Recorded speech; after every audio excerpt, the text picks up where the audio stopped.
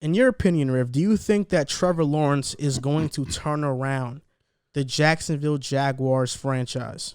I think he's the first step in turning the franchise around. I think it takes, in football, it's not basketball. One guy can't change the game like people in basketball, like LeBron or Russell Westbrook or Kevin Durant. I think in football, you need a team effort, but it's definitely great to have a quarterback at that spot. And I think Trevor Lawrence is the first step. I thought Minshew was good last year, but you need a franchise quarterback, a guy who's going to change the game.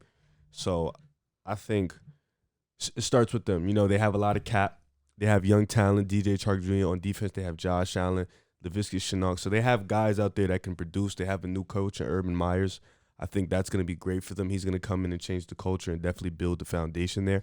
So with that being said, Trevor Lawrence, I think, is in a great spot. He's in a perfect situation for him that he can lead a team, and definitely they could build something around him. I think the cap is probably the biggest thing for them. Jacksonville, it's been dysfunctional, but I think Trevor Lawrence getting there is the first step in showing that it could be a functional organization. So I think that's good. But I think all in all, this is a good spot for him, and I think he'll be great there. Yeah, I think this is the first step in turning this organization around. I think their owner, Khan, he's willing to spend whatever to make the franchise functional. They got Urban Meyer, who everywhere he's been a winner. But obviously the NFL is such a different ball game, and the transition is immense. But he's familiar with Trevor Lawrence, and that's why, Trevor Lawrence was going to be the pick regardless. Yeah. But having Urban Meyer there, that Trevor Lawrence was the reason he took the job. Lawrence has been compared to Elway, Luck, Peyton Manning. All winners. So he's this next guy up. And the Jaguars have some talent. It's not like they're a talentless team right now.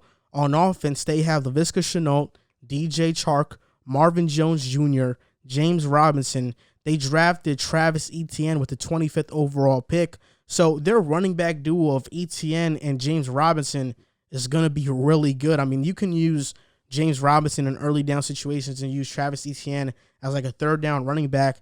And then they got Chris Manhertz, who's like a blocking tight end. So I think their offensive weapons are fine. And their offensive coordinator, Darrell Bevell, I've seen him in Detroit. He was a pretty good play caller. They didn't have much success, but that's mostly because of situational play calling, and not really because of his play calling. Like I think his play calling wasn't that bad in Detroit. So I think Lawrence is in a good situation, and the Jaguars organization, and I know Jaguars fans are ecstatic that Trevor Lawrence was the pick. And I think like what people like fail to like coming in as a college coach, people think, he just coached in college. The NFL is different. But I think what people feel like nip under the bud is the recruiting impact. I think Urban Myers, being able to recruit and who he is, I think when it comes to free agency, he'll be able to give that pitch to free agents for them coming. So I think that's going to be good for them too. But like you said, with all that talent, even on the defensive end, they got young talent. They just drafted C.J. Henderson, who showed some promise last year. So I think with all that being said, this is a young team, a very good core group of guys that's going to be good. And bringing in, whether it be youth talent or bringing in veteran talent, is going to be good. And like you said, the owner's going to spend as much as he needs to get Trevor Lawrence some help. Yeah, their offensive line also isn't bad. Andrew Norwell, Brandon Linder, Jawan Taylor.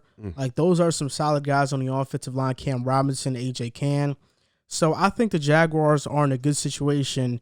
But obviously, a lot of pre-draft has been made up of Trevor Lawrence's mindset heading into the NFL, because he said that football isn't the end-all, be-all pretty much, that this isn't the only thing that's going to define him.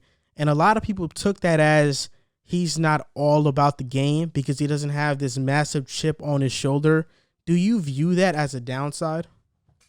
No, because I think, what starting to be noticed in the league is it's not just about football. With CTC being available, people starting to, retire early, your career could be over. You look at Andrew Luck, he was pretty young when he retired, so your career could be over in a game. So I think noticing that it's not all about football and investing in other things to help your life. Financial wealth is the big thing, and I think being that guy that can extend that with him being as highly as he is, having the, endorsement deals, I think that's good that he's looking outside the box.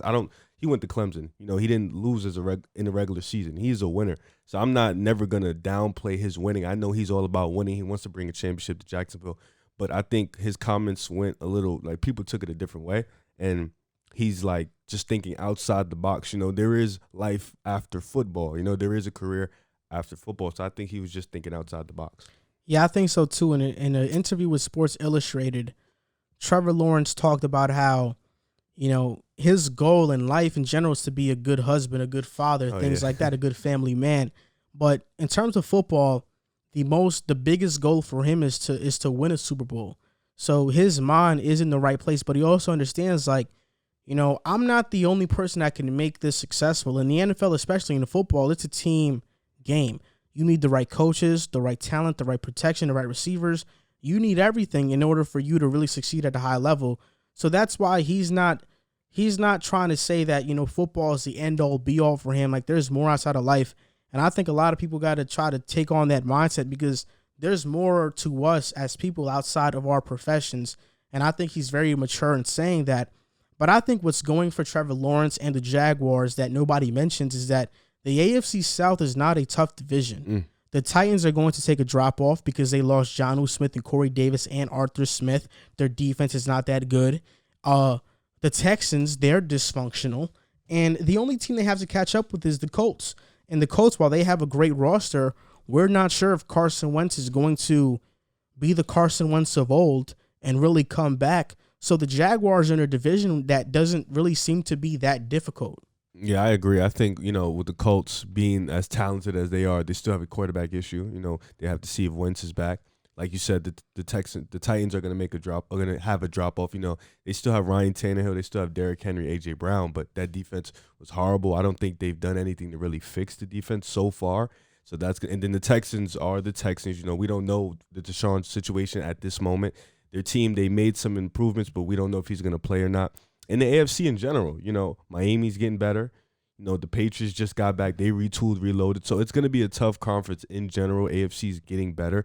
But I think in their division alone, they just really have to worry about the Colts. And they have the most money in the division. So I think that's going to benefit them too also. So I think we could both agree that the Jaguars look really bright with Trevor Lawrence. And Trevor Lawrence is not in as bad as a situation as a lot of people think that he's in.